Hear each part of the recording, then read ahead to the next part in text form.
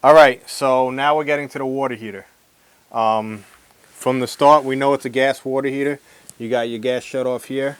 We know the brand. We're going to mark the brand. It's a GE. And then we're looking over here. It's 2005. So that means the water heater is 15 years old.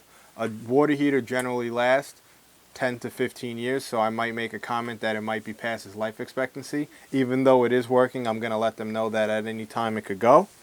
They have their TPR valve and their discharge pipe.